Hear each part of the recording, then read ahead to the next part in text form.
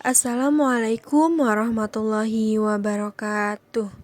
Apa kabar anak-anak kelas 6 hari ini? Semoga kalian semua dalam keadaan sehat dan tetap semangat belajar ya. Nah, kali ini kita akan belajar tema 2, subtema 3. Kita akan belajar bahasa Indonesia menyusun teks pidato.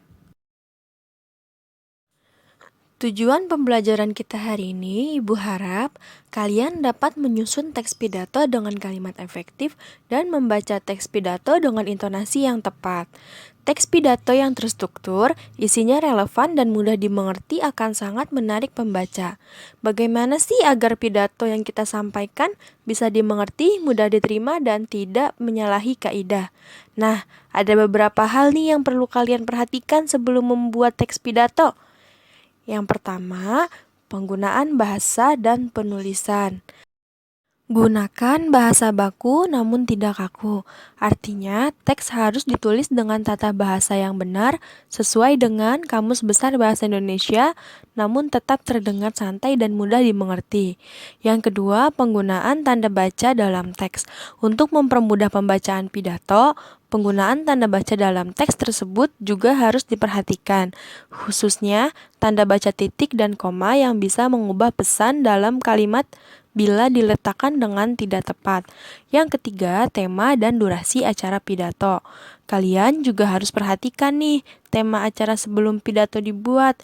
Pastikan isi dari pidato tersebut sesuai dengan acara yang sedang berlangsung. Dan ketahui durasi acara tersebut. Bila waktunya singkat, maka buatlah pidato yang pendek saja. Selanjutnya, mari kita pelajari langkah-langkah menyusun teks pidato. Dalam menyusun teks pidato, ada 5 hal yang harus kita ketahui, yaitu menentukan tema pidato. Tema pidato harus sesuai dengan kebutuhan audiens. Yang kedua, menentukan tujuan pidato. Tujuan pidato ini sangat berpengaruh dalam menentukan topik pembicaraan, serta berpengaruh dalam menentukan gaya dan bahasa pidato yang akan dilakukan. Yang ketiga, menentukan dan menulis poin penting dalam pidato. Ini bertujuan agar penulis lebih mudah dalam menyusun kerangka pidato. Yang keempat, menyusun kerangka teks pidato.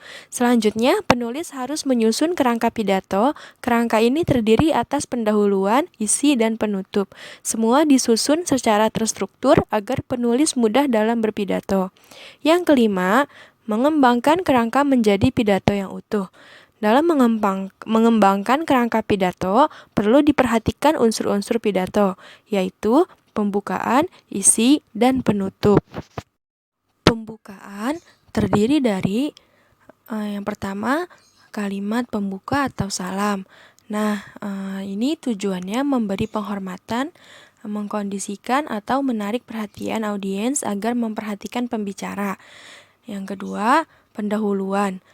Pendahuluan ini mengucapkan rasa syukur, kemudian dilanjutkan dengan memberi sedikit gambaran pada audiens topik yang akan dibicarakan. Yang ketiga, bagian isi. Di bagian ini merupakan bagian pokok pidato. Pada bagian ini, uraian penjabaran topik pidato secara keseluruhan. Yang terakhir, penutup. Akhir suatu pidato biasanya berbentuk kesimpulan, harapan, permohonan maaf, dan salam penutup. Nah, di sini Ibu akan memberikan contoh langkah-langkah dalam menyusun teks pidato. Yang pertama, itu kan ada tema. Di sini Ibu temanya persatuan. Yang kedua, tujuan pidato. Tujuannya membangkitkan persatuan pada generasi muda. Yang ketiga, poin penting. Poin pentingnya di sini Ibu keragaman bangsa Indonesia, konflik yang terjadi pada bangsa Indonesia, mengajak pelajar untuk menjaga persatuan bangsa. Yang keempat, kerangka pidato. Kerangka pidato ini ada latar belakang. Latar belakangnya itu peringatan Hari Ulang Tahun Republik Indonesia. Yang kedua, audiens. Audiensnya itu kepala sekolah, bapak atau ibu guru, dan seluruh siswa. Yang ketiga, waktu. Waktunya itu tanggal 17 Agustus 2021. Yang keempat, tempat. Tempatnya itu SD Bintang Semesta. Yang kelima, hal-hal yang perlu disampaikan, yaitu peran pelajar dalam persatuan bangsa. pembukaan. Pembukaannya itu ada salam pembuka kepada semua hadirin yang hadir, mengucapkan kalimat pembuka. Isi pidatonya itu konflik yang terjadi pada bangsa Indonesia, mengajak pelajar untuk menjaga persatuan bangsa. Penutup, mengucapkan kalimat penutup dan permohonan maaf, dan salam penutup. Berikut contoh teks pidato yang sudah dikembangkan dengan kerangka pidato tadi. Silakan kalian baca dengan baik ya.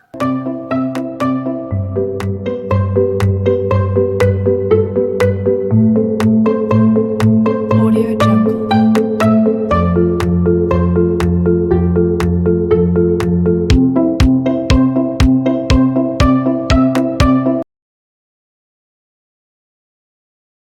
Setelah teks pidato selesai, bacalah teks pidato dengan baik. Yang pertama, pahami materi yang akan disampaikan. Yang kedua, membaca dengan tenang. Yang ketiga, pakai ekspresi yang tepat. Yang keempat, sampaikan dengan suara lantang. Yang kelima, perhatikan ejaan dan tanda baca. Yang keenam, sampaikan tanpa buru-buru.